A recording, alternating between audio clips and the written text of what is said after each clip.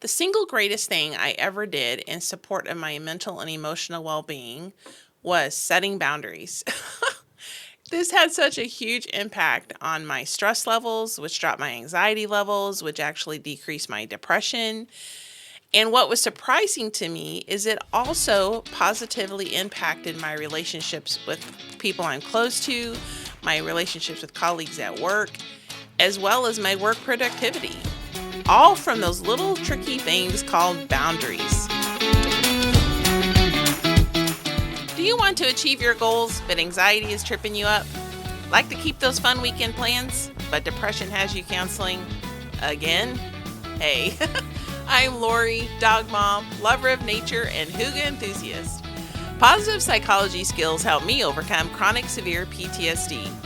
If you're ready to learn how to overcome your anxiety and depression and rediscover happiness and purpose in life, then get your cozy on and let's get started. As we celebrate Thursday once again, be sure to pop on over to Facebook and drop in what you're thankful today on Thankful Thursday.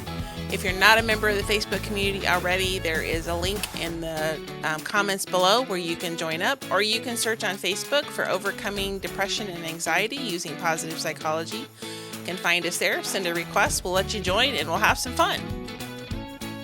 I'd also like to encourage you to sign up for our newsletter.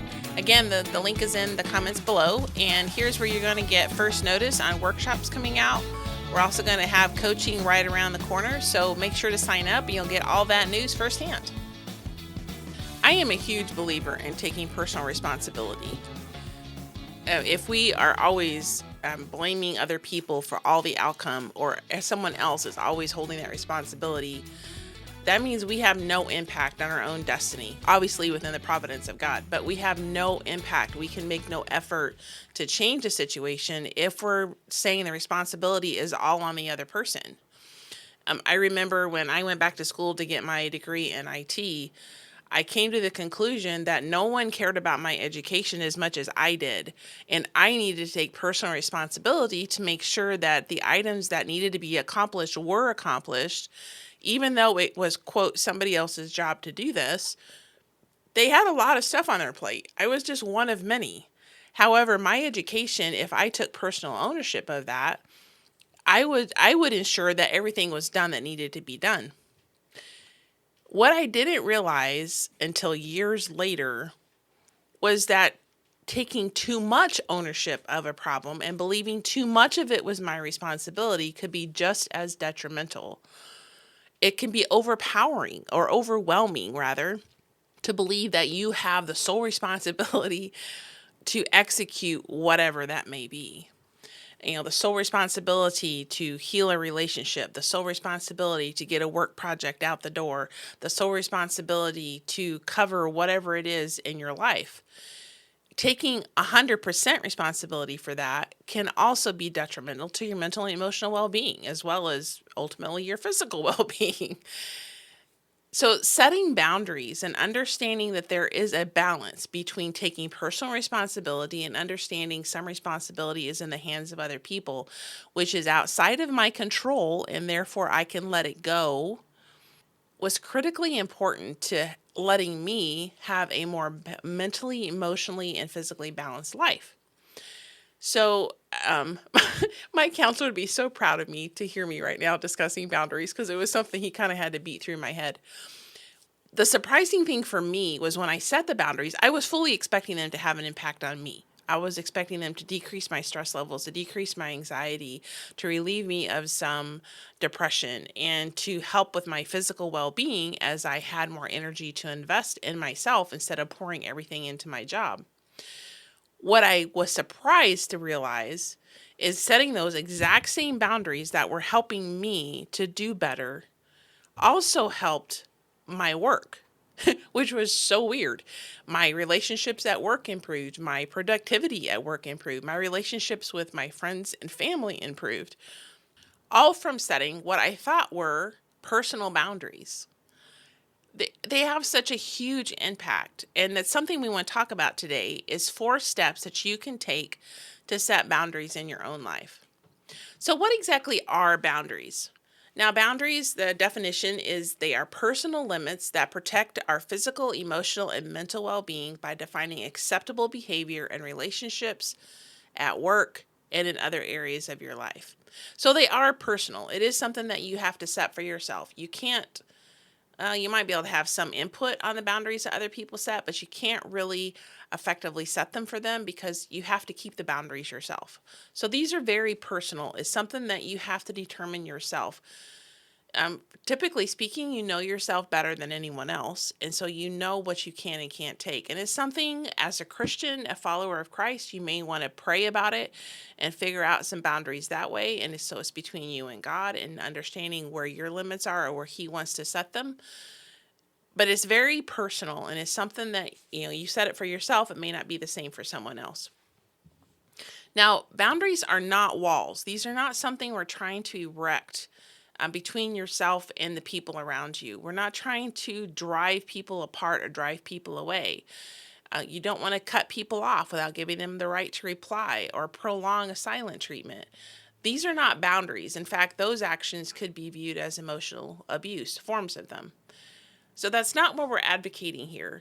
A well-communicated and maintained boundary can actually provide security in a relationship and make it stronger and better, as I found out for myself in full living color. It's pretty cool. So some of the things that the benefits of boundaries and what they can do for you, I've alluded to this already, but they can give you good mental and emotional health because you're not trying to carry things that are not yours to carry. You're not spending that precious mental and emotional energy trying to figure out things for which you have no control. So it can really help benefit and grow your mental and emotional well-being. It also can help you develop a sense of autonomy and identity. And one of the hugely important things about stress management is identifying your controllables and letting go of those things that you do not have control over. So, by setting boundaries and understanding that this is what I have control over and this is what I can manage, it helps build that autonomy, giving you a sense of control over the events in your life, the people in your life, etc. Now, obviously, that can be a little tenuous in certain situations, but it can really have a huge impact if you set those boundaries and understand that this is what I can control. This is my responsibility, goes this far, and I'm going to let the rest of it go. It can also influence the behavior of others. And one of the things I found so interesting when I set boundaries for myself, initially believing that this was for me and me alone, is the impact it had on those around me. One, it relieved my stress levels and my anxiety levels so much that I was able to engage much more effectively and with more heart in my personal life because my work life had just overridden my personal life to such a degree that I had not done that. And setting boundaries improved that. Also improved relationships with my family when I was no longer trying to solve their problems. They found that quite acceptable and it improved that. But not only that, but as people saw the impact of the boundaries in my own life, it increased their interest in setting boundaries for themselves. And so it influenced their behavior that way. It also influenced their behavior in the sense that they no longer did things that I told them was no longer acceptable. Like I drew some boundaries. I'm not going to go past this. And people quit doing those things that I found unacceptable. This is also a huge, huge piece of avoiding burnout. Now, I have been down the extreme burnout path. It is not a pretty place to be. Trust me. You do not want to go there. If you are there, there's a way back. But if you can avoid it, that's the best way. And this is one way to do that is by setting good, healthy boundaries. It helps you to regulate that emotional and mental energy, your physical energy, by understanding what your limits are and stopping when you hit those limits. Draw those boundaries to help avoid burnout. So what are the 4 steps of setting boundaries? We're going to go through them really quick and then we're going to dive into them. So number 1 is to define the boundary. Number 2 is to communicate the boundary. Number 3 is consistently uphold the boundary. Keyword there is consistently. And number 4 is to establish consequences for violating the boundary. So for me, there's different ways you can do this. We're going to give you a couple of illustrations. I'm going to talk about some boundaries I set for myself. and walk through each one of these 4 steps. And then we're going to do some illustrations on what you could do in other situations. So for myself, one of the boundaries that I set was how much I was going to care about my job. Now, I alluded to this earlier when I talked about having a high sense of responsibility, taking responsibility for XYZ. For me, I was taking a high level of responsibility for the task that I was given. I loved what I did and I was very passionate about it, but I took too much on myself. I was not in a position of authoritative leadership. I was not the only one contributing to the product, and I was not the one making final decisions. And yet I would invested so much of myself into it. I would stress about all these little things that people wanted to change, or if they didn't do things to the way that we had initially agreed upon, it would distress me out so bad, and I would invest so much energy. I was so stressed about getting this job done on time or in just a certain right way that it was having a very bad impact on my own health, and as I realized later, on my relationships at work. So I defined a boundary for myself that I literally would say this out loud: Lori, this job is not yours. It belongs to the Army. This mission is not yours. It belongs to the Army. This product is not yours. It belongs to the Army. And I would say that out loud to myself probably a good 6 months. And I took a huge step back to try to sever that overload of responsibility. Now, step 2 is to communicate the boundary. And I will admit that initially I did not do that very well with this boundary.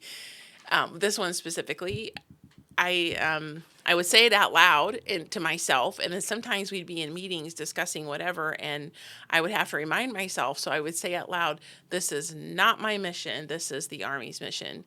And initially, my colleagues were like, "What? Why is she saying this?" And they thought I was like giving the brush off or just like washing my hands of it or whatever. And so I had to take some time and communicate to them, look, this is about me, 100% about me, and nothing to do with you. I have been taking too much ownership of the job, too much responsibility, and I have to let that go because it is destroying me, and I cannot do that. Once I communicated that, they're like, "Ah," and they supported me in that. And then they began to see the impact it started having on me, and they got behind it 100% and talked about drawing boundaries for themselves. So make sure when you're doing this, you want to effectively communicate that boundary to the people it's going to be impacting. Don't do what I did, but communicate it effectively to the people around you. The third step is to consistently uphold the boundary. And I'll be honest, this is the hardest one to do, in my opinion. It is a challenge to set boundaries and to understand where they need to be and to draw those lines. It could be a challenge to communicate those boundaries at times. But the hardest thing for me is to consistently uphold the boundary, because you're all excited about it in the moment. You're like, this is what I'm going to do because this is going to help me. And then, 2-3 months down the line, you have this deadline or this, big hype for whatever. And it's easy to fudge that boundary. You need to consistently uphold it. That's the key. It's going to be the key to everything else. If you do not consistently uphold your boundary, people are not going to believe what you communicate to them. They're not going to respect those boundaries. They're going to push the envelope. You have to be consistent in upholding it. Now, it doesn't mean there's zero flexibility, but you have to know where your hard lines are and maintain those. The fourth step is to establish consequences for violating the boundary. Now, it can be consequences to the other person. It could be just actions that you will take if XYZ happens. So for me, the consequences were personal. They were on me. It wasn't something that I was going to force on someone else. So I had drawn boundaries for how much I was going to give to my job of myself, how much of myself I was going to give to my job. I was not going to let it destroy my mental, emotional well-being. I knew my boundaries physically, and I was not going to sacrifice my health for my job again. I'd already done that once. I wasn't going to do it again. So I drew some hard boundaries for myself. And at the beginning of this year, there were some changes that were made at work, which is completely fine. They have every right to do that. This is not a reflection on them whatsoever. But I knew for myself, I could not do it and be true to the boundaries I had set. So I ended up taking the option to leave. And I'm here today doing this podcast now. So you have to be able to figure out for you what those boundaries are and what are the consequences if those boundaries are violated. And it could be something that is, the consequences is visited on someone else. It depends on the boundary and the situation behind it. But you need to establish that ahead of time, or know that this is a hard line for you. And if things change, you have to come up with a different, your response has to be different, because this is a boundary for you that is protecting you in whatever area that may be. So another situation you might do this in, if you're a parent of teenagers, as an example, this is an easy example, and you define a boundary of, the curfew on Friday night is 10 o'clock. You can go out with your friends, but you have to be home by 10 o'clock.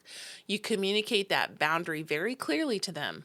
This is what I expect of you. I'm letting you go with your friends, but you must be home by 10 o'clock. And if something comes up and you cannot make it, you must call me and let me know. No exceptions, no excuses.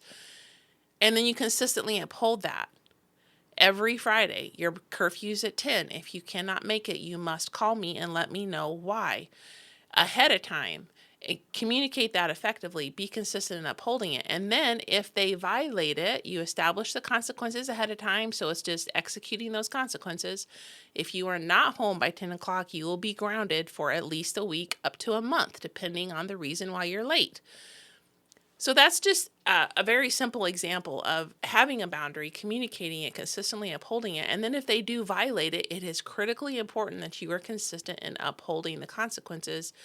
Otherwise, you just, it kind of invalidates the entire boundary. In case there's a very good reason, and there's obviously room for grace and mercy, but be consistent in upholding it and establishing the consequences for violating the boundary. Boundaries are there to protect you.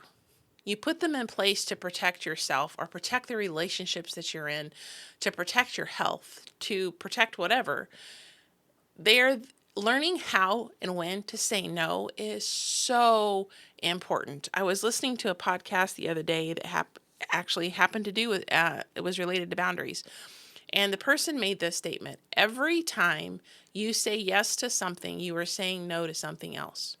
So for me, every time I said yes to work, I was saying no to my health, no to my friends, no to personal time, because I was saying yes to work.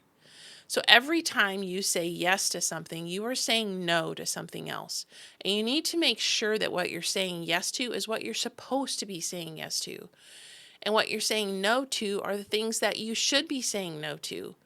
Otherwise, it's so easy to get those flipped and your life gets out of balance and things go wacky and crazy. Setting boundaries is a challenge. I'm not going to lie. It can be hard. It can be hard to maintain them, but the payoff is ginormous and so worth it. Set those boundaries, understand what they are, pray about them, whatever you need to do. Make sure you're communicating them and keeping them. And I promise you will see a huge difference in your life. Don't forget to share what you're thankful for today on Thankful Thursday. That's my favorite part of Thursday, is going in and reading what you guys have to share. So I'm really looking forward to it. Links in the comments below if you need it. Hey, my friend, I hope you enjoyed today's episode. If so, would you please take 30 seconds and share it with someone you know who may be struggling with depression and anxiety?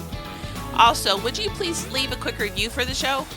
Knowing how this podcast is helping you fills my heart with so much joy, and it motivates me for future episodes. For now, it's time for Sam and I to head outside to enjoy some sunshine and fresh air. We'll see you back here on Tuesdays and Thursdays for more great episodes.